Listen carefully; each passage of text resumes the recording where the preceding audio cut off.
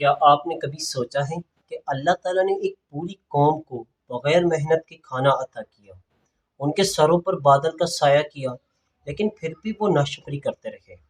اور کیا آپ جانتے ہیں کہ ناشکری کا نقصان اللہ کو نہیں بلکہ خود انسان کو ہوتا ہے؟ آج ہم سورۃ بقرہ کی آیت نمبر 57 سے ایک ایسا سبق سیکھیں گے جو ہماری روزمرہ زندگی کو بدل سکتا ہے۔ اللہ کا فرمان، وَظَلَلْنَا عَلَيْكُمُ الْغَمَامَ وَأَنزَلْنَا عَلَيْكُمُ الْمَنَّ وَالسَّلْوَىٰ كُلُوا مِن طَيِّبَاتِ مَا رَزَقْنَاكُمْ وَمَا ظَلَمُونَا وَلَٰكِن كَانُوا أَنفُسَهُمْ يَظْلِمُونَ۔ ترجمہ، اور ہم نے تمہارے اوپر بادل کو سایہ بنایا اور تمہارے اوپر من و سلوہ اتارا کہ ہماری دی ہوئی پاکیزہ چیزیں کھاؤ، اور انہوں نے ہمارا کچھ نہ بگاڑا بلکہ اپنی جانوں پر ہی ظلم کرتے رہے۔ ڈیئر ویورز، یہ آیت بنی اسرائیل کے اس دور کا ذکر کرتی ہے جب وہ مصر سے نجات پانے کے بعد صحرائے سینا میں رہ رہے تھے۔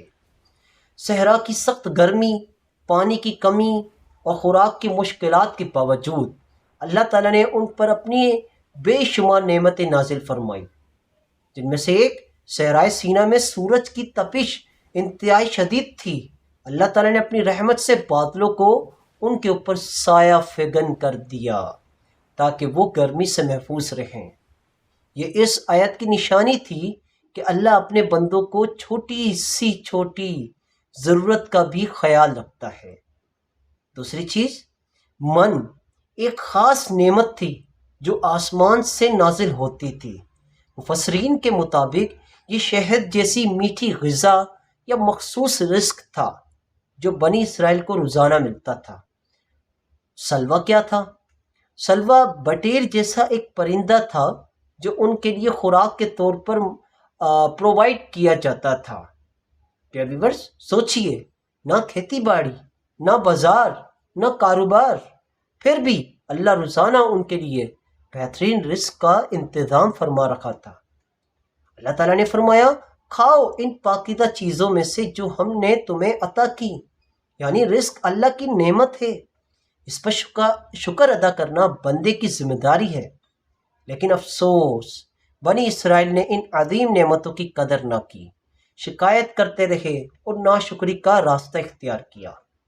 اللہ تعالیٰ فرماتے ہیں، وَمَا ظَلَمُوا وَلَٰكِن كَانُوا أَنفُسَهُمْ يَظْلِمُونَ، یعنی ان کی نافرمانی اور ناشکری سے اللہ کا کچھ نہ بگڑتا تھا، اصل نقصان خود ان کا تھا۔ یہ ایک بہت بڑا سبق ہے ڈیئر ویورز۔ جب ہم نماز چھوڑتے ہیں، جب ہم اللہ کی نعمتوں کی ناشکری کرتے ہیں، جب ہم گناہوں میں پڑ جاتے ہیں تو ہم اللہ کا نہیں بلکہ اپنا نقصان کر رکھے ہوتے ہیں۔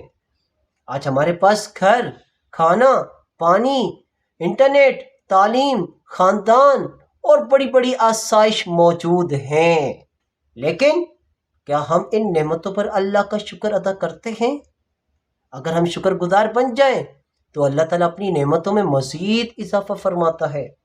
ڈیئر ویورز، سورۃ بقرہ کی آیت نمبر 57 ہمیں سکھاتی ہے کہ اللہ کی نعمتوں کو پہچانیں، ان کا شکر ادا کریں اور ناشکری سے بچیں، ورنہ یاد رکھیے، اللہ کی نعمتوں کی قدر کرنے والا کامیاب ہوتا ہے، جبکہ ناشکری کرنے والا دراصل اپنا ہی اوپر ظلم کرتا ہے۔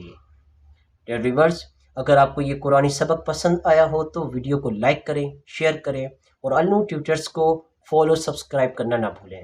اللہ حافظ۔